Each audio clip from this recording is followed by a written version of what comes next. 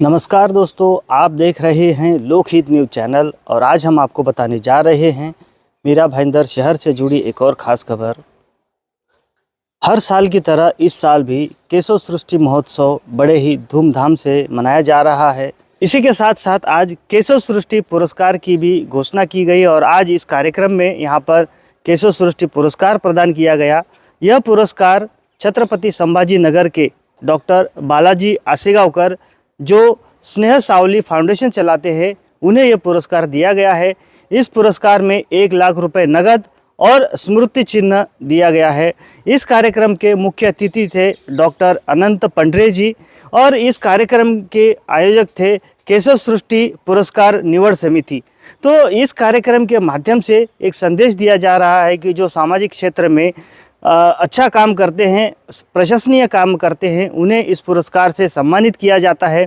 आइए हम बात करते हैं यहाँ के जो मुख्य अतिथि थे डॉक्टर अनंत पंडरे जी से और साथ ही इस पुरस्कार के विजेता हैं डॉक्टर बालाजी आसेगावकर से और जानते हैं उनकी क्या भावना है यह पुरस्कार के कार्यक्रम के बारे में।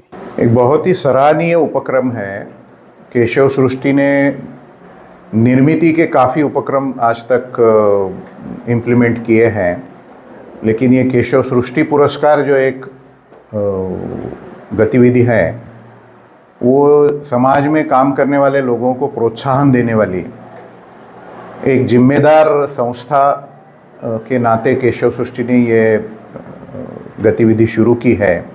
आज 13-14 पुरस्कार प्रदान किए गए हैं, जिसके कारण लोगों में एक ऊर्जा और एक चेतना निर्माण होती है और समाज की सेवा करने के लिए युवा वर्ग सामने आता है।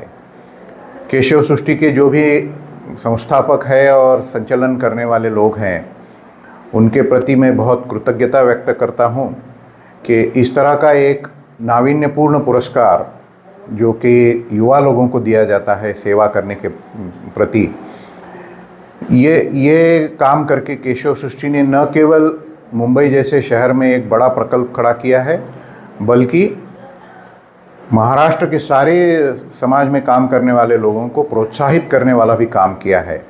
मैं केशव सृष्टि का समाज की ओर से बहुत बहुत आभार व्यक्त करता हूँ। सर, समाज में कई सारे ऐसे लोग हैं जिनके मन में सेवा भाव होता है, लेकिन किसी कारणवश वो खुल के कार्य नहीं कर पाते। जैसे कि आपने उदाहरण दिया था भय सापड़ा और मुँह सापड़ा, ऐसे कई लोग हैं जिनके मन में संकोच है। क्या कहना चाहेंगे ऐसे लोग? समाज को आज सामने आकर काम करने वालों की बहुत ज़रूरत है।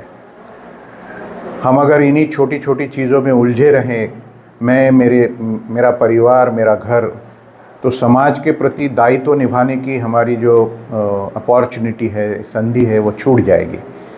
इसलिए मैं तो कहूँगा जिसको जो संभव है, जितना पॉसिबल है, उसने अपनी जगह पे वो शुरू करना चाहिए। समाज उसको साथ देगा। अगर साथ नहीं भी दिया तो भी वो जो काम करेगा उसका ईश्वर के बही खाते में जरूर ही उसका लेखा जोखा देखा जाएगा। जिसको भी जो भी काम करना है जो स्वार्थ से परे है, उसने वो शुरू करना चाहिए। थँक्यू। मला एकतर खूप आनंद झालेला आहे। आनंद यासाठी की छत्रपती संभाजीनगरमध्ये मी काम करतो, तर केशव सृष्टीच्या निवड समितीने आमच्या संभाजीनगर येथे आमच्या संस्थेला भेट दिली। आमच्या कामाचा त्यांनी आढावा घेतला आणि त्यानंतर त्यांनी आमची पुरस्कारासाठी निवड केली।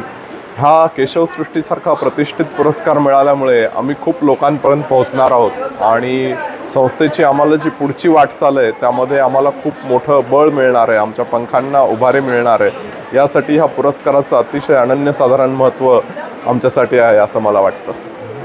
सर, आपले संस्थेचं मुख्य कार्य कशा प्रकारे चालतं, कोणत्या स्वरूपाचं कार्य?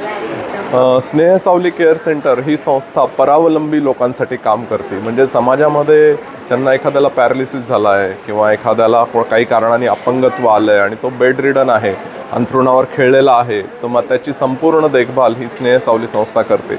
जसं की त्याच्या नाकामध्ये एखादी नळी टाकली असेल, त्यातनं त्याचं फिडिंग असेल, त्याच्या पाठीला टिचरं होऊ नयेत, बेडसोर होऊ नये म्हणून काळजी असेल, त्याच्या युरिनरी कॅथेटरची काळजी असेल, हे तर संस्था करतेच, पण याशिवाय त्याला स्वावलंबी बनवण्याचा प्रयत्न संस्था करत असते। त्यांनी हे कामं, स्वतःची कामं स्वतःच्या पायावर उभं टाकून करावे, स्वावलंबी व्हावं आणि त्यांनी पुन्हा ताठ मानेनी समाजामध्ये जगावं, ह्यासाठी ही संस्था सतत प्रयत्न करत असते।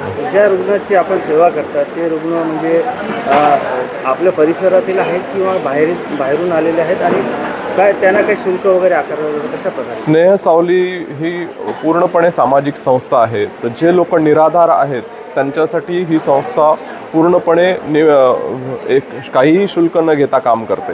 पण ज्यांच्याकडनं अफोर्डेबिलिटी आहे, जे पैसे देऊ शकतात, त्यांच्याकडनं सुद्धा अतिशय कमी दरामध्ये त्यांचा राहण्याचा खर्च, त्यांचं जेवणाचा खर्च, त्यांची देखभाल, नर्सिंग केअर, डॉक्टरांची सगळ्या तपासण्या हे अतिशय कमी दरामध्ये आम्ही करतो. आणि निराधारांना तर पूर्णपणे मोफत ही सेवा दिली जाते. तर येणाऱ्या पिढीला आपण काय संदेश द्याल यामध्ये?